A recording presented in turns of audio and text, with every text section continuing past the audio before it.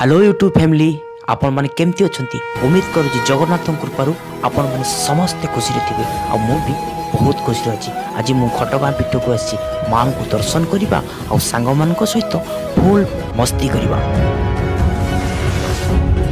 घटगाँ माँ तारिणी महाअलौकिक कहानी। प्रभु श्रीराम को केउठी दर्शन देइथिले माँ तारिणी एबे भी डाकिले ओ करुची माँ तारिणी घटगाँ राणी भगतरंकुणी। काहींकी मांकर अति प्रिय हेउची नड़िया।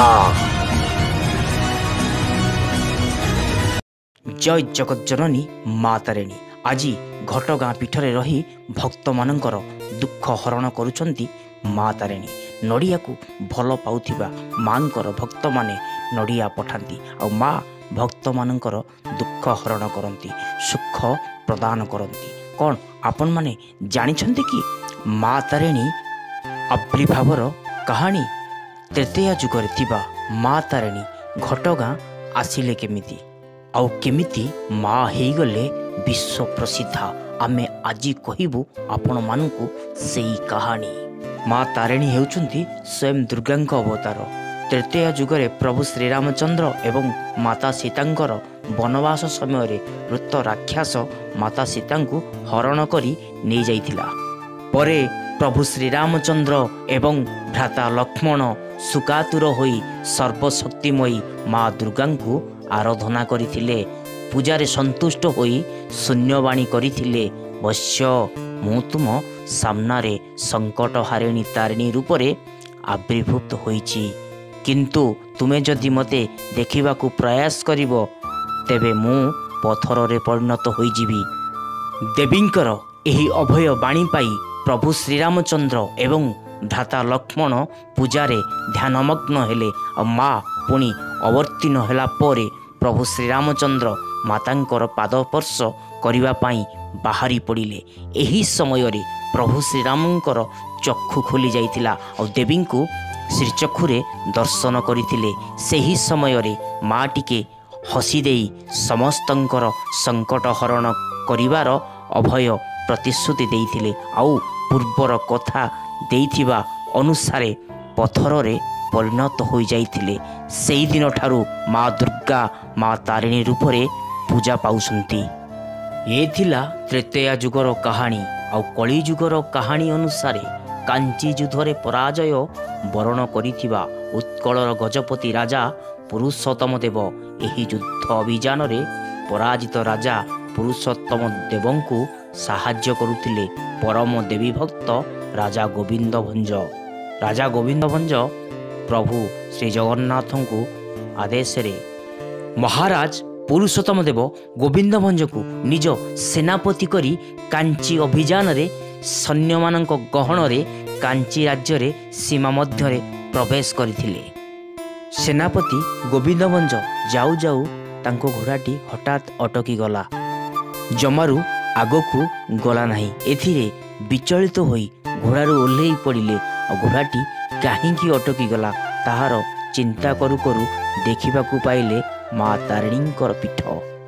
स्थानीय लोकंठु मांकर महिमा शुणी पीठ मध्यरे देवी भक्त गोविंद भंज प्रवेश मध्य कले। बोध हुए से पर्यंत भक्त वत्सल माँ तारिणी गोविंद भंजंकु अपेक्षा करिथिले। केन्दुझर आसीबा पाई पूजारे लागी पड़िथिले गोविंद भंज। माँ युद्धरे विजयी हेबार अभय बर प्रदान करथिले। माँ निजे उत्कल राज्य को साहाय्य करथिले। युद्धरे विजयी हेबा परे सेनापति गोविंद भंज कांचीर इष्टदेवी गणपतिंकर मध्य पूजा करथिले। तापरे मदन मोहन और रघुनाथ जी को तापरे माँ तारिणी को पुरी नहीं आसिले। 1480 मसीह गोविंद भंज केन्दुझर राजा हेले आ माँ तारिणी को केन्दुझर आनिबा पाई तांकर मध्य इच्छा हैला।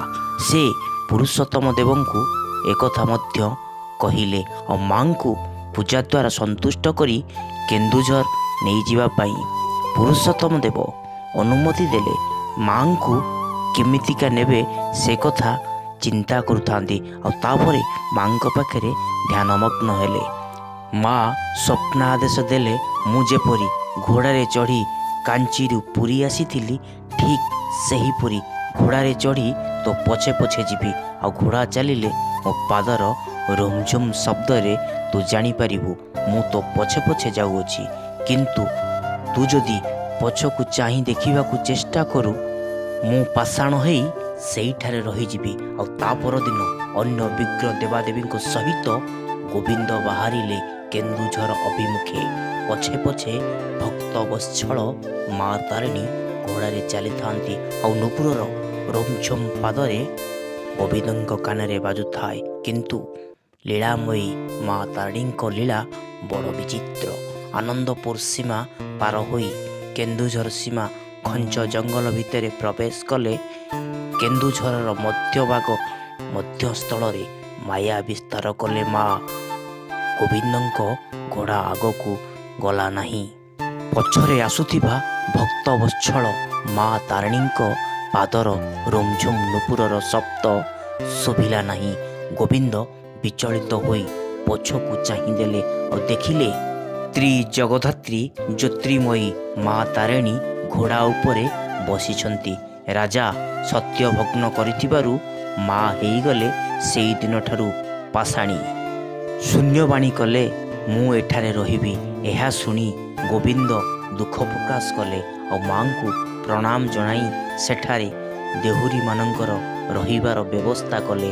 ଆଉ ସେହି ଦିନଠାରୁ ମା ଭଗବତୀ ତାରିଣୀ ଶାଳବଣ ଘେରା ପୀଠରେ ପୂଜା ପାଇ ଆସୁଛନ୍ତି।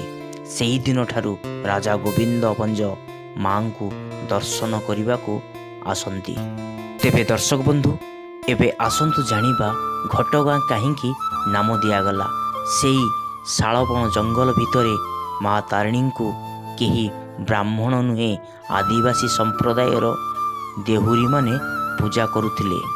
କିନ୍ତୁ ସେମାନଙ୍କ ଘରେ କେହି ଯଦି ମୃତ୍ୟୁବରଣ କରୁଥିଲା କିମ୍ବା ଜନ୍ମଗ୍ରହଣ କରୁଥିଲା ମାଙ୍କର ପୂଜା ଅର୍ଚ୍ଚନାରେ ବାଧା ହେଉଥିଲା। ଘନ ଜଙ୍ଗଲରେ ଅନ୍ୟ କେହି ନଥିବାରୁ ରାଜା ମଧ୍ୟ ଚିନ୍ତିତ ହୋଇପଡ଼ୁଥିଲେ।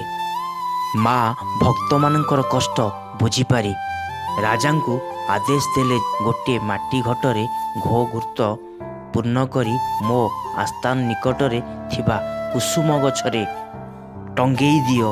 ଦେଉରୀ ପୂଜା ଶେଷରେ ପ୍ରତିଦିନ ପୂଜାର ପାଣିକୁ ସେହି ଘଟରେ ଛିଞ୍ଚନ କରିବ ଆଉ ଅଶୌଚ ସମୟରେ ସେହି ଘଟରୁ ଟିକିଏ ଘିଅ ନେଇ ପାନ କରିବ ଆଉ ଟିକିଏ ଧୂପରେ ପାଣି ନେଇ ମୁଣ୍ଡରେ ଛିଞ୍ଚିବ। ଏହା ଦ୍ୱାରା ସେ ଅଶୌଚରୁ ମୁକ୍ତି ହୋଇଯିବ ଆଉ ମୋର ପୂଜା କରିପାରିବ। ସେହି ଦିନଠାରୁ ଘିଅ ଘଟ ବନ୍ଧା ହେଇଥିବାରୁ ପୀଠର ନାମ ଘଟଗାଁ ଦିଆଗଲା।